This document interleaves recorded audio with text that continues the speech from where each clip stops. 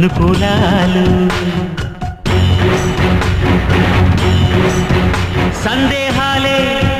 సందేశాలు చిట్కారాలే సత్కారాలు అనుకోవాలి అడుగేయాలి ముళ్ళ మార్గాన్ని అన్వేషించాలి అలుపొస్తున్నా కలలే కన్నా పూల స్వర్గాన్ని అధిరోహించాలి